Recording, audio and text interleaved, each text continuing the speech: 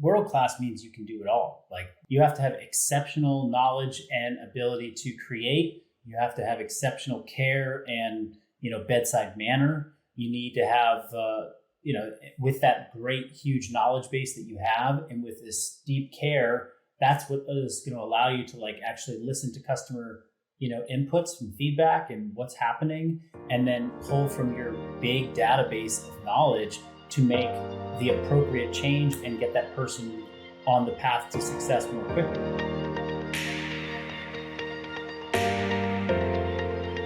What's up, guys? Welcome to the Invictus Mindset Podcast. Today's guest is a husband, a father, a former high-level CrossFit Games athlete, and the founder and CEO of Functional Bodybuilding. None other than Marcus Philly. Welcome to the show, man. Thanks, Bryce. It's good to be back. Thanks for having me again. I know, I'm excited to chat with you today. Last time we kind of dove into, how you navigated your CrossFit career and, some of the schooling that you had in your background to gain all this amazing education. And today I'm really excited to chat a little bit about the most recent CrossFit Games and also dive in a little bit to the business of fitness. And so thank you for being here with us today. Yeah, well, the recent CrossFit Games were super exciting. I got to catch a good amount of the competition just, virtually. And definitely always interested to talk about the business of fitness, which is changing all the time. Yeah, for sure. I had to throw out the most recent CrossFit Games because you're an OG, man. You started, back in the day when CrossFit was still kind of building its momentum where, if you were good in a class, typically somebody in that affiliate was like, hey, you want to join the team? You want to start doing, some of the competitive programming? And, I had to reference that because Adrian Bosman now, is leading the troops a little bit with regards to the program design at the CrossFit Games. And I know you were around to kind of see him and Diane Fu and Kelly Starrett and some of the OGs along with Carl Paoli back then. Yeah, that was kind of actually where I grabbed my first group CrossFit classes ever, was at their gym. And Adrian was sort of the main coach that I got to work out with or get coached by, along with Kelly.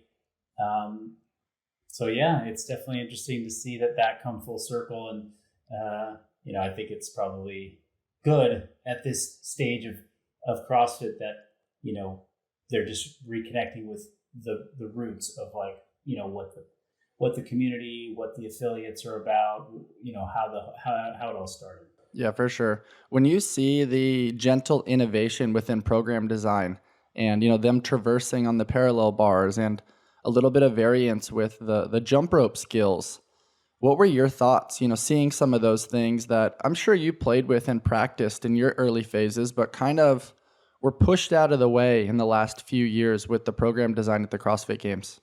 Interesting how you say it that way. I actually, in full transparency, I watched the games this year. I actually had no idea who was programming anything. Oh, okay. I was just sort of just taking in what I saw as the events. And even as somebody who's fairly, connected to and educated on program design, I did not look at it and be like, oh, this is just, categorically different than what I've seen in the last few years.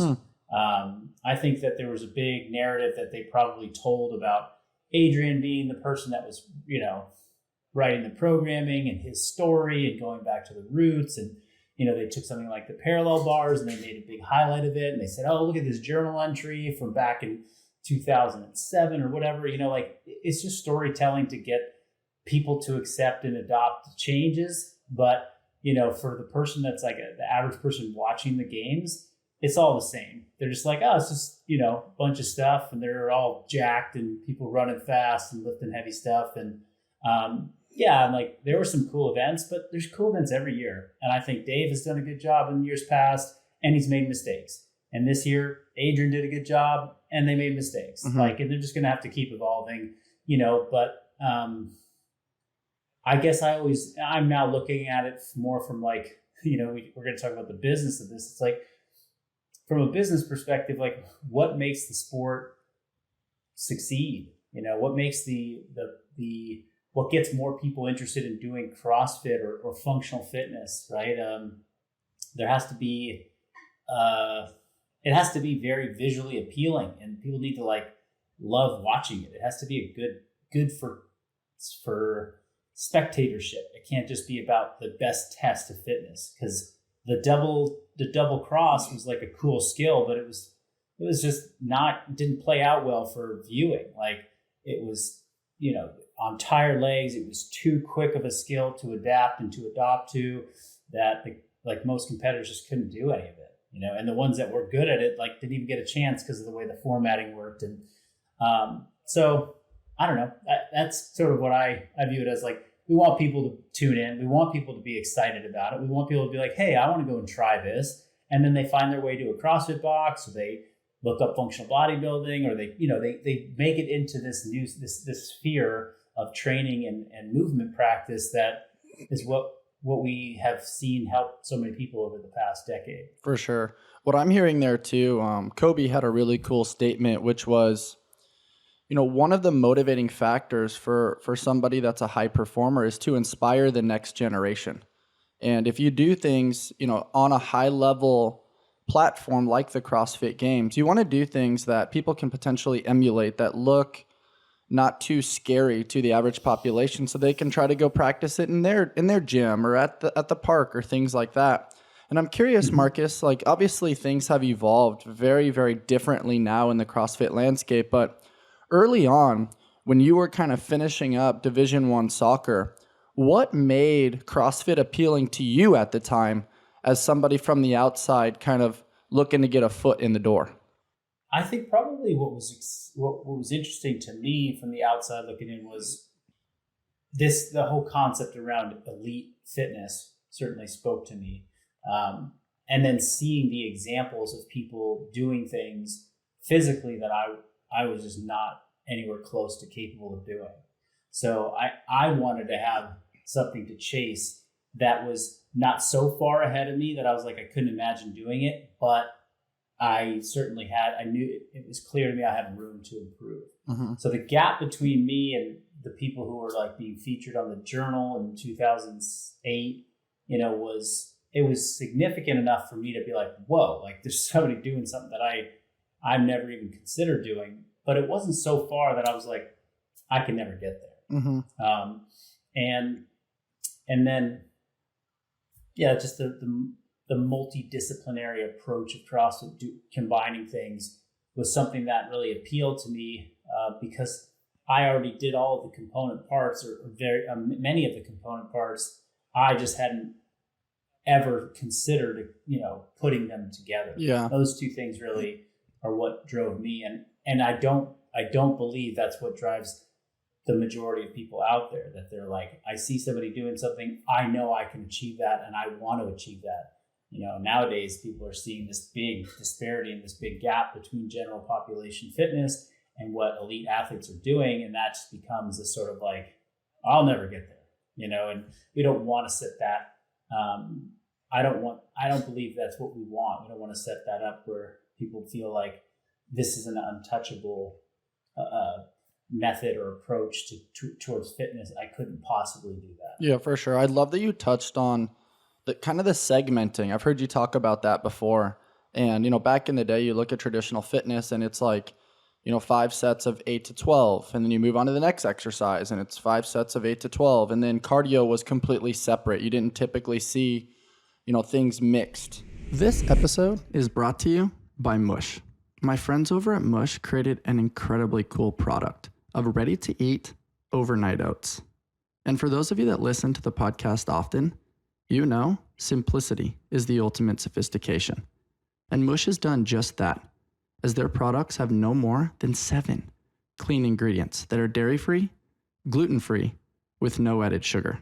Mush started right here at Invictus, as they had a vision to create convenient, healthy, and clean nutrition. And this landed them on Shark Tank, where the famous Mark Cuban invested in them. Now they're found in retailers all over the country, including Costco, Sprouts, Target, and Whole Foods. Check out my friends over at www.eatmush.com. Trident Coffee is sponsoring this episode of the Invictus Mindset Podcast. My guys over at Trident taught me something really important this last year, that we are all a bundle of stories, both good and bad, and everything in between. At Trident, they're storytellers. All of their cold brews remind their customers that they are part of something bigger than themselves. They help create connections through symbology and storytelling that engage their customers on an emotional level, and this distinguishes them from other coffee brands. You can find Trident in Imperial Beach and in Coronado. They offer over 14 plus nitro cold brews along with dairy-free options. You can find the perfect brew and pair it with one of their treats from their keto bakery. All these options will allow you to support your health and fitness journey with Trident Coffee. They're more than just a coffee company. You can check them out over at tridentcoffee.com and use code Invictus20 for 20% off online and in tap rooms.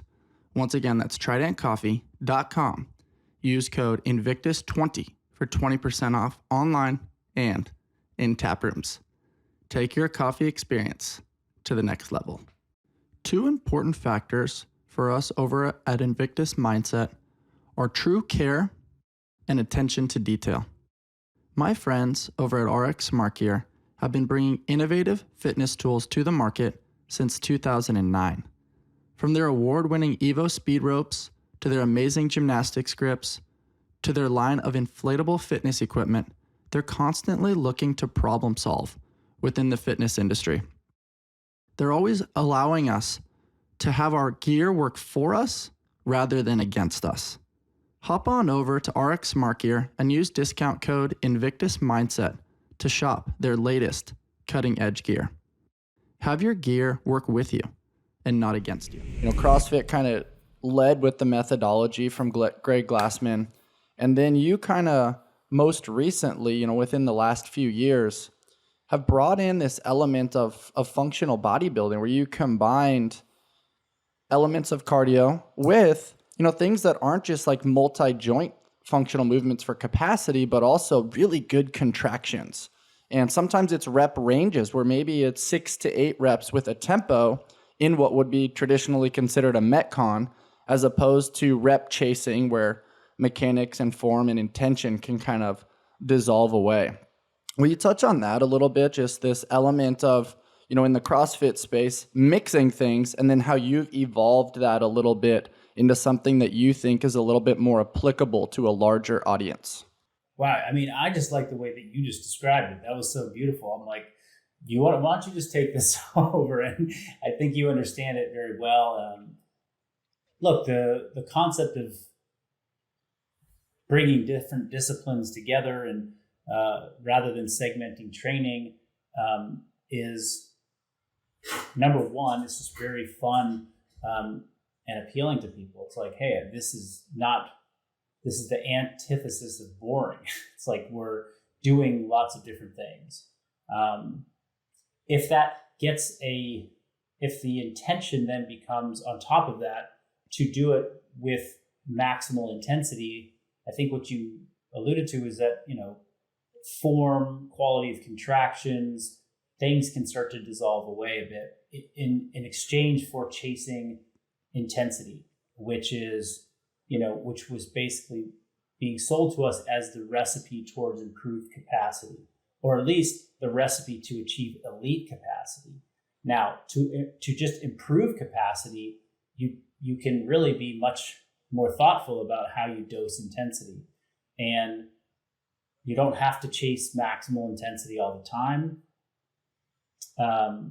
And by taking movements, selecting particular movements that are not necessarily compound or multi-joint, that produce a lot of power, but something that's maybe a little bit more isolated or focused on a muscle contraction, and then implementing tempos to slow people down intentionally, this can be a way to control intensity inside of this approach to multidisciplinary fitness, like combined disciplines in one workout.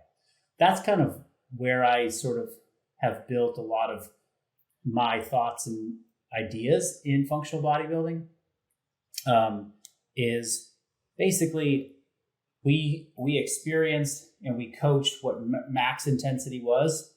And when it was max intensity, we saw some of the fittest people in the world come out of that. But we also saw a lot of the general population get a little bit beat up by that and not adapt well and not be resilient enough with the common stresses of life and common lifestyle and nutritional foundation that people carry with them. So we basically have to control the intensity so that it can be more successful for that group. Like that's the variable that we have to control for. And by just taking a little bit of weight off of somebody's barbell, or by putting a band around their foot when they're doing a pull-up, this didn't suffice as like scaling. It had to be more than just scaling the load and making these small adjustments to the movements. It had to be like we had to categorically shift our thinking. Like this client or this group of people should be doing a dumbbell row instead of a multi-joint kipping pull-up on a band. Like that's more appropriate. We need to move slower rather than move with more speed, because that's the path towards them building better joint health and better strength and ultimately staying safe, which is going to keep them consistent long enough to see the results that they want out of their fitness program. So that was really kind of the philosophy that I was working on, or the central question was, how do I make this more accessible to people? I'll just say this is related. It's like, if the variable that was going to make or break the success of one of our traditional programs that we coached 10 years ago, if that variable was the coach's ability to correctly scale and adapt workouts for 20 clients at a time in a chaotic environment, which was a class, that was putting way too much pressure on an individual coach who had a wide range of experience, but in most cases, not very much coaching experience. We needed to change that and say, here's a program that is much better suited to adapt to the clientele, and give basically the coaches like more options on how to keep people safe, moving well, and controlling for the intensity variable. That's such an awesome description, Marcus, because I think it's so important to understand optimal movement patterns for the individual in that moment, and taking into consideration life stresses, as you mentioned. But I also really think it's important to touch on this word scale. And, you and I can discuss a little bit this element of ego deconstruction, where, the word scale almost feels less than. And back in the day when you're putting, a score on the whiteboard, you want that RX next to your name. And it's interesting because what I see a lot in CrossFit is how much weight is on the bar. You get a score for that. How fast did you go? What was your time? And how many reps did you do occasionally on an AMRAP? And when those are the metrics, it's hard, in especially a CrossFit environment, when you're around that, where there may be little subtle comments made, to deconstruct, what is the ultimate goal? And, I see it all over T Nation from some of the really OG strength coaches. Like, a really good goal is, was I present? Did I get good muscle contractions? And did I leave feeling good? And I think sometimes people are chasing this carrot of intensity, as you mentioned, to get validated by a little bit, I'll describe it as a CrossFit mindset. But then they get to their car and their elbow hurts when they're driving, their steering wheel. They have a hard time drinking coffee. They're limping while walking their dog. And so it reframes, like, what are we doing this for? I thought it was for longevity and to unlock freedoms, but now it's becoming to chase validation and a pat on the back for our ego in a session. And so what are your thoughts on this ego deconstruction, maybe shifting the word from scale to customize, and how to create buy-in around this ideology of, okay, maybe it's less weight and better contractions and moving really well versus faster, more, heavier? Yeah. super interesting way of approaching the conversation. I recently was hearing, I don't know where I heard this, but this sort of stuck with me. And it's this idea of social currency. Like in the gym, you know, what's the social currency in your gym? You know, it's like, what's the best time? Who's got the heaviest weight? You know, I'm over here doing touch and go deadlifts with 405. That looks badass, you know. But if I told you like, hey, you got to pause at the bottom of each rep, you got to reset your grip, like, okay, maybe I'm gonna have to knock the weight down 90 pounds in order to do that correctly and effectively. So if we built this social currency around who's going fastest, who's moving the most weight, who's got the best AMRAP score, then obviously people are going to chase that. People want that, like you said, that validation. Like, yeah, we can work on deconstructing somebody's like ego and getting them to like shed that ego, but that's going to be there to a certain degree, as much as we try to, you know, remove it and make a class full of enlightened individuals. But I think what helps is asking people like, well, what is the social currency that you live by? Not just in the gym. Like when you leave the gym, what makes people look at you and be like, oh, wow, like I want to be like that person? Is it when you are complaining about your elbow all the time? Does anybody look at you and be like, oh shit, I want to be like you? You have a messed up elbow, you know? Or is it when you feel energetic and alive and you can do anything any given day? Like people are like drawn to that person. Like, damn, I want to be like her. Like she's always vibrant and energetic and like up for anything. She's not like sleepy and snoozy and feeling kind of banged up from her workout, which I didn't see. And I don't even know what you did. And I'm like, why are you so tired from your workout? You know, like that social currency of like, I did good in the workout really only mattered in the gym. And that's why so many people took to social media with their workouts in the early days, is because they were looking for some validation. They wanted to like, you know, flex their little bit of social currency on Facebook, because at the workplace, if people didn't do CrossFit, they didn't care. They're like, I don't even know what that means. Like, all I know is that you know, your hand is bleeding, bro. Like, why is your hand bleeding? You have a big old, you know, blood blister, and we're in the office, like just talking about like work today. Like, I don't get it. It's interesting when you verbalize it that way, because it puts this unique lens. I feel like people get stuck in that like CrossFit bubble and they can't see it from another lens. And I love, like, sometimes in the evening, we're close to Petco Park. So people will park close to our facility and then walk down to the gym. And people that are outside of the world like peek in, and like there's so much going on. There's so many different like classes. There's private coaching. There's our comp class. There's performance, fitness. There's strength class. There's so many different modalities that are, you know, very cool, very fun, and providing a lot of benefit. But sometimes the people look in, they're like, what is going on in here? Yeah, right. Now, another thing that like I've heard a lot is, you know, what is social currency that works almost anywhere you go? It's like you look physically good. Like you're muscular, you don't carry a lot of body fat. Like if you have muscles and you're lean, like people aren't asking, like, you know, they're just like, whoa, like that. I'm gonna pay attention to this person.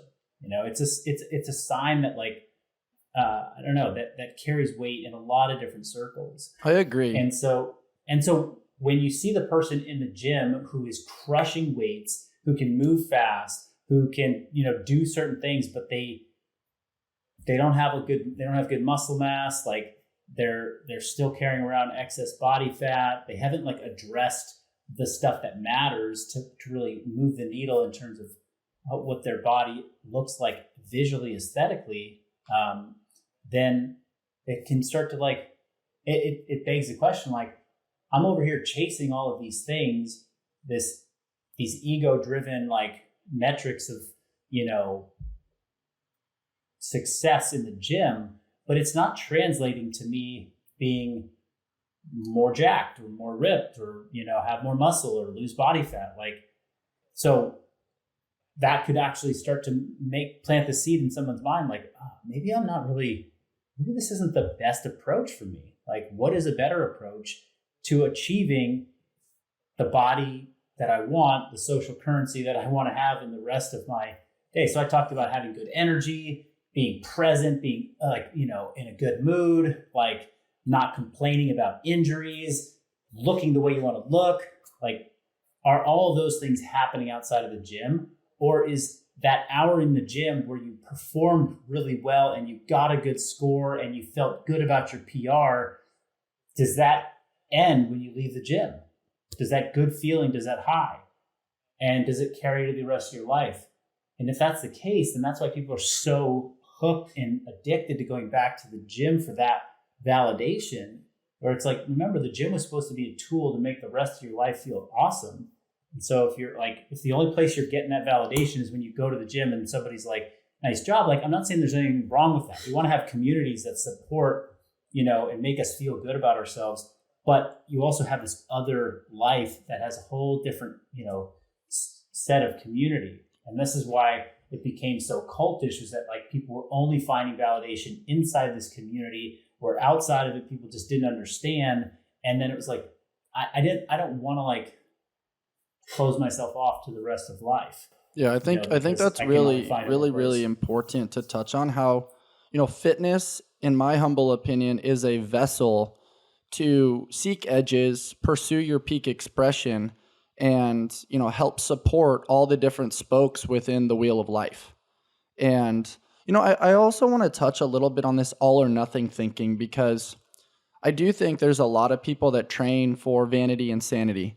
And sometimes that gets like thrown out the door within a CrossFit space, where it's like, oh no, we're chasing performance in this world. And it's like, why can't you do both? If you have less body fat and your health biomarkers are better and you do pursue this aesthetic look, it probably leads to all these other benefits over here too. You're probably better in your body weight movements. You're probably looking and feeling better, so you're performing better. I think there's a lot to unpack there, especially in the current state of affairs around this sensitivity of body shaming and this, that, and the other. And I don't think that it needs to be all or nothing or this or that. I think it can be just like a really honest conversation and assessment where maybe there is blood work and additional data points that help foster the conversation versus this just perceptual eye test that sometimes leads to just judgment from both sides of the conversation. You're absolutely onto something there. I think the way I've kind of thought about it in the past too is like, your external, body, like what people perceive, what people see, is often a reflection of in many cases, what's happening on the inside. Like when you're, diseased or unwell, like when your physiology is not properly aligned, there's a manifestation of that on the outside of your body, is like, an aesthetic that you're not pleased with personally. And then, maybe is categorized as like unappealing to other people, but it really starts with you. It's like, hey, when somebody looks in the mirror and they feel amazing on the inside because they're getting good sleep, because they're nourishing themselves well, they're getting the right amount of protein, calories, they're moving their body, they feel the strength that they've gotten from their training, they don't feel tired all the time, then when they look in the mirror, they often are like, yeah, I like what I see, Take that same body, but they're inside feeling terrible. They're feeling tired, like they'll probably look in the mirror and be like, I don't like what I see. And how you perceive yourself and the confidence that you have in the body that you have, like that projects onto other people. And that's often how they see you. For sure. I think it's a fun conversation because it's almost like a peek under the hood of what decisions are you making behind closed doors to help support your health, nutrition, and biomarkers and performance, which, an hour a day doesn't undo, poor choices and poor habits. And so it creates this really cool education loop where you're checking in, you're seeing how you feel, you're seeing your energy, you're seeing and feeling the frequency that other people, feel with your presence. And, I think it's a really cool check-in. And I also want to touch on this component. I talk about this a lot on the podcast, and that is I don't really think it's about balance where, life should weigh more than fitness or vice versa. I think it's about this harmony where how do they support one another? If you're working so much that you're not making time for your health and fitness, that's probably a problem. And if you're putting all your eggs into the gym and, you're showing up to work with messed up hands, as you alluded to before, that's probably a problem too. So it's this nice harmony. I'd like to take a moment to thank our friends over at Vuori. They are bringing a new perspective on performance apparel. Their products are incredibly versatile and allow for freedom and flexibility in any arena. As humans, we are complex creatures, always on the move and always on the go. Allow Vuori to join you as you navigate the complexities of the human experience.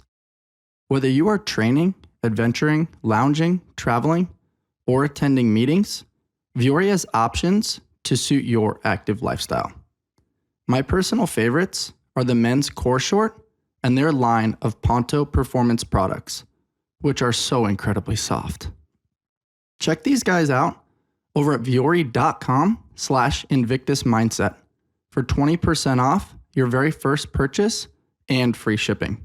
That's vuori.com/Invictus Mindset for 20% off your very first purchase and free shipping. Everything they have is designed to work out in, but doesn't look or feel like it. It's so freaking comfortable that you won't want to wear anything else. Breathing, movement, circulation, digestion. What do all these body functions have in common? Our muscles. There are over 600 muscles in the human body that are responsible for supporting our daily activities. That's why your muscle health is incredibly important. On this podcast, I always discuss seeking our peak expression and striving to maximize our human potential. And so I try to share with you the top products that I find on the market. My H&B is a clinically proven ingredient that has been shown to help build and maintain lean muscle mass, increase strength, improve recovery, and enhance body composition. Learn more about your muscle health at myhmb.com/Invictus. Once again, that's myhmb.com/Invictus. Enhance your muscle health and enhance your life. And where I want to go next with the conversation, Marcus, is, we touched on what functional bodybuilding is, but do you have an ethos, a mission statement, or something that you kind of live by that you like to share with others? And what is an entry point for someone looking to pursue your program design? Yeah, I think it's goes something kind of like this. It's whatever your goal is when you arrive at the gym, and let's bucket it into two categories. I want to look good, or I want to move well. And that means perform well, but also move well encapsulates general well-being and just sort of health. Anybody who pursues one or the other far enough will ultimately be dissatisfied if they don't see benefits on the other side of the equation. I look amazing. I have been going hard in this, and I look great, but I feel like crap, or I move like crap. At some point, that will start to have it'd be like diminishing returns on that. It's like, I don't care about how good I look anymore because I can't lift my arms over my head, or I have pain. And take the other person. I'm moving great. I'm PRing everything. I'm moving faster. I've got I lifted more.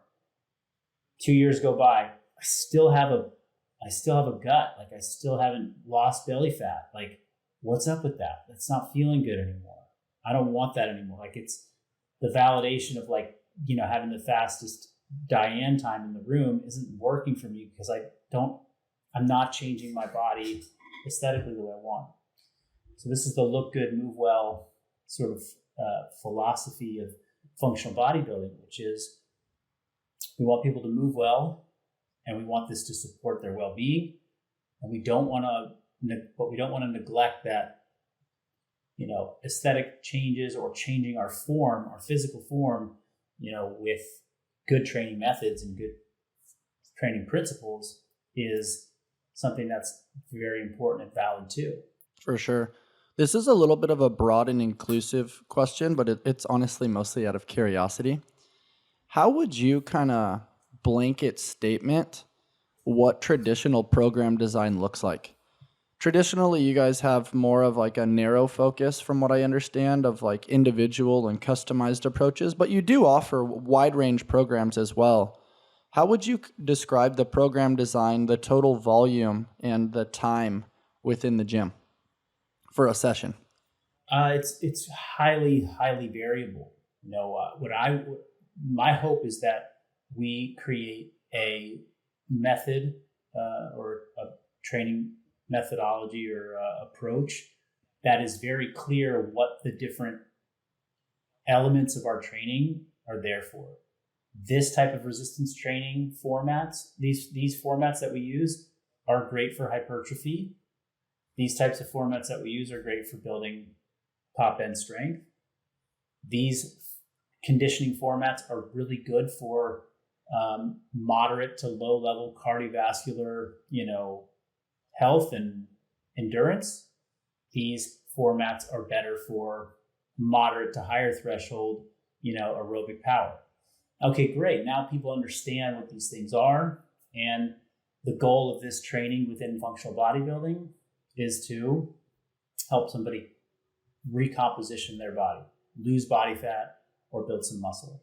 So we're going to use hypertrophy methods, and we're going to use moderate to lower intensity conditioning formats and combine that with great dietary principles.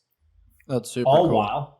All while choosing movements that allow people to contract well, keep their quality of movement high, and improve basic range of motions, strength characteristics in their joints.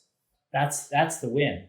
That's what's going to keep somebody in the game for a long time and doing the right thing. If you say someone comes in like, hey, I want to change my body, and you give them 5 sets of 3 in the back squat, heavy, and burpees over the bar and thrusters, and you say that was it, that was good, you're set.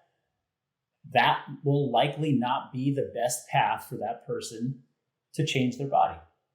So on a time commitment standpoint for training, I want to encourage people to make room for resistance training 3 to 5 days a week in their life. I think that it's important that they move every single day, but it doesn't have to be training. When they train and when they come to the gym and follow a program for 3 to 5 days a week, it should be an hour of their day that they block off. The actual meat of what they're doing can be as little as 40 minutes of really hard training or focused training, but don't expect to, really move the needle on your life and your health and fitness with a lot less than that. You have to dedicate time and energy to movement. And it's crazy that, on a 24-hour day, we're struggling to find 5 hours a week for people to move. There's something that's really gone wrong with, how our time is allocated. I'm stoked that you touched on that, because it really is something that should be brought to the forefront of the human brain, where, we have this box that we carry around in our pocket where we're always accessible, and we give into that because as validation, as we discussed before, this pursuit of capitalism, success, and monetary growth. But man, in my opinion, maybe I'm wrong, but without your health, all these other things still suffer. And I really appreciate the fact that, you described it a little bit as a non-negotiable time for people to implement within their day-to-day. And I think my next, curiosity question here, Marcus, is I love your philosophy. I love how you've implemented it. How have you learned to empower other coaches to scale your business and grow? Because at the end of the day, your plate's getting more full as a father, as a husband, trying to not always be in the business, but work on the business and understand, some of the different angles at which you want to grow and operate. How have you gotten to that level, and what advice would you give to other business owners looking to potentially scale their coaching business? I think that what I'm starting to really learn is that if you service businesses, and that's what we're doing with coaching, is really difficult to scale because you really have to be world class at what you're doing in the service to grow and to scale. And we saw this in CrossFit. It was like all the world class coaches or business owners or gym owners, like they came up inside of somebody else's system, but they were world class. And so they went and did their own thing. They started their own business. It's hard to find, and maybe Invictus is the exception, one of the exceptions. It's hard to find a world-class business that has been able to recruit and retain world-class coaches, many of them who have retained and stayed for a long period of time. That's a skill as a business owner. It's like, is your skill in recruiting and retaining world-class people because you run an outstanding organization? You can market better than anybody, on the planet, and you can fill those coaches with a book of business that's, so competitive that they would never leave to do it on their own.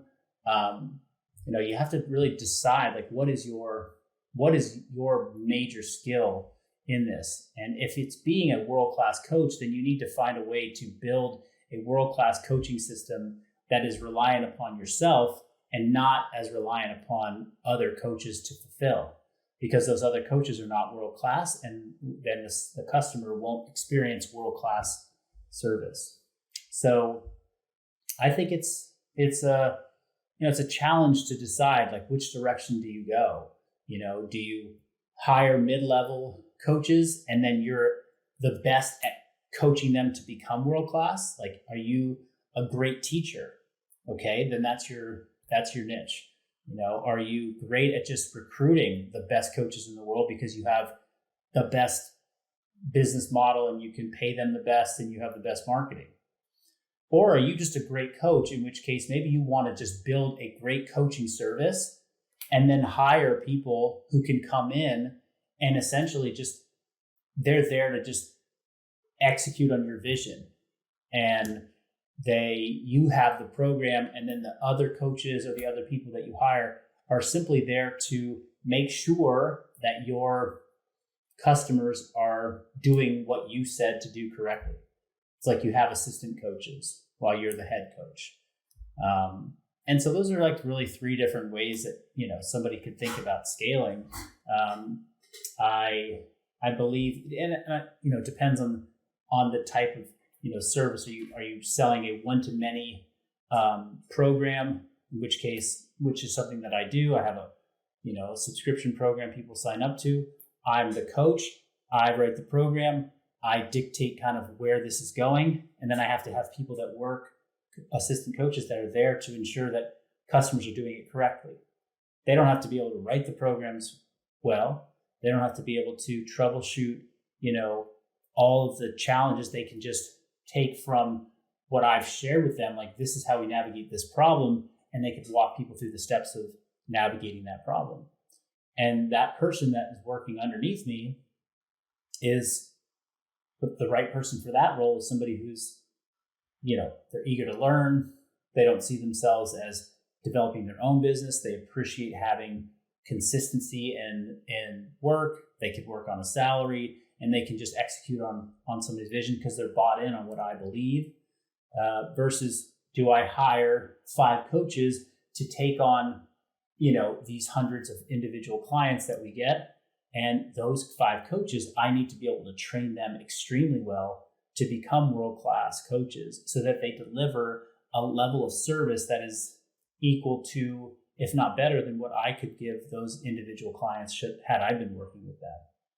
And, it's just hard to be able to do all of it. You have to, I think if you're starting up a business now and you're looking to scale, decide what your path is and just stick to it. I think it's really cool to see the variability there and seeing the different ways that you can, write, express your creativity, and then find different ways to implement it.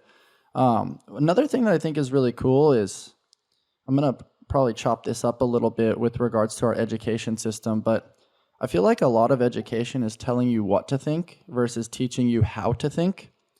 And Ray Dalio, is an amazing business owner and financial guru who talks about principles. And I think it's challenging because you go to like Men's Health, Muscle and Fitness, and it's like, Marcus, do these 3 steps and you're going to get desired goal. And then there's a whole onslaught of correlational studies and things that aren't double-blind placebo to try to create buy-in to the potential consumer. But another thing that I think is really important here is executing on the education to the client or the customer to understand the why. And I think what I'm describing or alluding to here, Marcus, is when you have coaches that are just trying to share or digest what your program is and they're just following it to a T, it's hard to understand the true care. It's hard to understand the education that goes from you writing the program to the assistant coach then digesting it and sharing it, and there's that middle person. It's challenging as a business owner to know, like, does that person care the same way I care to implement and execute to the client? And I think that's where the challenge comes, because I think in my brain, I'm trying to understand, like, what does world-class mean? And for me, it's like the ability to consistently care, the ability to think and call audibles if you need to, that still execute on the program design, but then are more appropriate for that moment and that individual. But that takes critical thinking and creativity. What are your thoughts on this little mesh? Because that's where it's a little bit in the gray area. Yeah, no, I think you really hit the nail on the head. It's like world class means you can do it all. Like you have to have exceptional knowledge and ability to create. You have to have exceptional care and, bedside manner. You need to have, with that great, huge knowledge base that you have and with this deep care, that's what is going to allow you to like actually listen to customer, inputs and feedback and what's happening, and then pull from your big database of knowledge to make the appropriate change and get that person on the path to success more quickly. That's, it's like the perfect, I guess we could measure how world-class you are. It's like in the face of client adversity, how quickly can you get that person back on track and headed in the right direction? Because that requires empathy, that requires communication skills, that requires big, knowledge base, that requires knowing what the right amount to dose at any given time is. Like, that's huge. Yeah, for sure. I talked briefly with Kenny Kane, who you might know from CrossFit LA, sure. Super smart dude. And I recently talked to Matt Torres, who coaches down at Brute Strength. And something that I feel like keeps floating to the surface is you're coaching the human first. And sometimes that means you need to get to know their story. You need to understand the metaphorical analogies that are going to resonate with them in your communication style. It's not just X's and O's. And so it's this unique relationship between empathy and compassion, but then other times the willingness to have the uncomfortable conversations to call a spade a spade. What are your thoughts on the element of coaching the human first versus, hey, here's program design, go execute it? Yeah, I mean, it depends greatly on like how you deliver your coaching and what expectation you set up with the client. It's like, well, for $30 a month, like I don't think the expectation from the client side is that they're going to get that level of care and that level of, communication, compassion, empathy, and, being able to focus on the person first. I think they're like, yeah, I signed up for this thing. I'm getting a program. That's what I get. Now for $1,000 a month, because you're seeing them for personal training, you're giving them online support. That person should be expecting that level, right?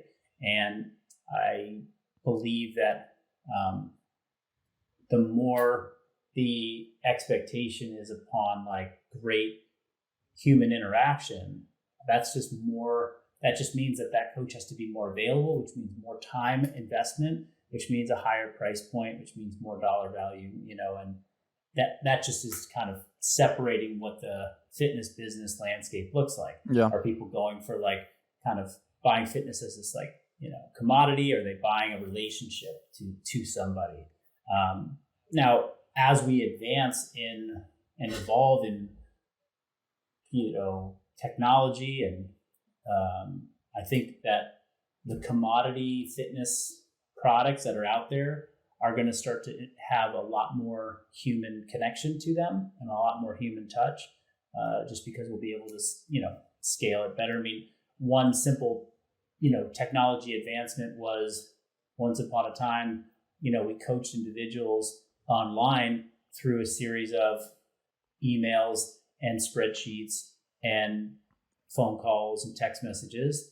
And then a product or a software platform like TrueCoach became, available, which consolidated everything and allowed for much greater ease of communication. It's not perfect, but it allowed somebody who could previously only, communicate with 30 customers, now communicate with 60 customers with greater attention to detail. Mm-hmm. And so those technology improvements are still happening rapidly. And the ability to have, much more efficient asynchronous communication with customers so that they basically feel like they're talking to somebody live all the time is coming. And so that I believe is, the evolution where things are headed. But nothing will replace somebody feeling like I have a person on the other end of this that is committed and dedicated to me, and they understand me, and they've taken the time to know my best communication style and so forth. Should people be looking for that? Yeah, for sure. Where I want to wrap things up today, Marcus, is you talked about this relationship between fitness and business. And, sometimes a higher price point allows for more personal touch and coaching the human first, as we previously discussed. But when you look at Western medicine, what becomes challenging is you're penalized if you don't have health insurance. But when you go see your general healthcare practitioner, you check a bunch of boxes to share your potential symptoms or your medical history. They see you in a 15-minute window. They then funnel you to a specialist. And there really isn't time, care, or anything expressed there. And I know you have this medical background. It's in your family history that, your dad and your brother are doctors and your grandfather was a doctor. And now you're taking this mindset and helping to create preventative versus reactive care. What are your thoughts on kind of this societal norm or narrative around how, Western medicine is absolutely necessary and you're penalized on your taxes if you don't have health insurance, but then in reality, the consistency, your clients better than most doctors ever will. You connect, you explore, you navigate health and life choices to then help guide them towards their optimization. What are your thoughts on this kind of dichotomy and narrative that's kind of portrayed within our world currently? I kind of look at I'm kind of going through this. It's interesting right now. I'm going through this with the concept of home ownership and home insurance. We recently had our new our home insurance policy basically not renewed. We were told by the provider, we're not going to insure you again. You're done. We're like, wait, what? How? And it was the grounds for which they did that was we filed a claim. I filed a claim this year because I had a theft, around it was a big theft. And so I was like, wow, I filed a claim on a theft and now I'm not being renewed because of that. So was the claim worth it? And it's basically the take home is insurance is there for catastrophic things. This was a big theft, but was it catastrophic? No. Should I have filed the claim? No. I should have waited to file the claim if and when the house burned down, or if and when the redwood tree in the backyard fell and, broke a hole right in the window, right? Or the roof. And the same thing goes for health insurance. Health insurance is there for when the shit hits the fan, when it's really, you need an emergency. procedure. Like when things get catastrophic, you get this really unfortunate diagnosis that's going to have, tens of thousands, if not hundreds of thousands of dollars of medical bill implications to it. And that's why we have it. And I think, and it's like, my daughter fell and slipped on her vacation, got a big cut in her head. We had to go and do stitches at the emergency room. Like, thankful we had some, decent insurance that was going to help us with that. But it's like, that's why it's there. The system, it's probably beyond the scope of how much time we have to talk about this, but like the medical system is trying to make improvements on how to like help people from a preventative standpoint. There's a lot of things within the medical system that are set up from a screening perspective that are important for prevention. Just take, colonoscopies, prostate exams, mammograms, like these things that are happening at particular ages for people as screening can be massive because it's going to, help you cut down costs from, severe catastrophic health problems that might come up. But as far as like the stuff that we know makes the difference on the day-to-day for somebody, that's going to keep them from likely having some of the, long-term health care costs that will come with not living a healthy life. Like we know that those things are best taught in an environment that is not the doctor's office. And I don't know if that's ever going to change. I don't know if it's going to change in our lifetime, but it doesn't look promising to me that the healthcare system is going to figure out how to do preventative care the right way, getting people to move, exercise, eat well, like create daily habits, coach them. Like that, I think, is why we have a sector in health and fitness, is for people to help with that and to build that. So, it's not like, well, this is bad and this is good. It's like, just recognize the limitations of the medical system, and it probably isn't going to be the place that we get people moving, eating right, making the best decisions on a day-to-day basis to improve their quality, of life, their health span, so to speak. But there's a lot of good things that are happening there, and we should be prepared to like need that service at some point. Mm-hmm. Matter of fact, just about everybody is going to need that service at some point and want to have access to that service. And so, health insurance or that kind of general coverage so that you can actually keep a relationship to that side of the medical community or the healthcare community, I think is important. That is by far, Marcus, the best assessment that I've seen, that like it's this synergy. They work together. They're both necessary. They're both important. I know I got to get you off to a meeting, my man. If you were to leave people with, 3 major nuggets as to how they could improve their health, what are 3 pillars that you would leave people with? I would say move every single day. As simple as going for a walk, but make sure it's 30 to 60 minutes of movement in your day. I would say just eat more protein from whatever source possible. That will absolutely improve the vast majority of people's situation. And then lastly, I would say I would probably default to like do something really challenging physically, 3 times a week. Go pick something up that's super heavy, do a hard workout, lift weights, get into something really cold for 10 minutes, hike up a super steep mountain, do something that like makes you feel like, damn, that was really freaking hard, and so that's it. Those are my 3. I love that, Marcus. It reminds me that challenges are what make life interesting, but overcoming those challenges is what makes life meaningful. So thank you so much for letting me pick your brain a little bit. Thanks, Bryce. Thanks so much. And challenge you to think a little bit. For those of you listening, if you enjoyed my conversation with Marcus Philly today, Please rate, review, subscribe, and share with your friends. And as always, stay on the hunt for who you've not yet become. Are you over 35 and in need of a solid training program? Are you looking to improve your athleticism and keep up with the younger athletes in your CrossFit gym? Then look no further than our Invictus Masters program. This program places year-round emphasis on mobility and stability exercises with movements that we have seen directly benefit our Masters athletes.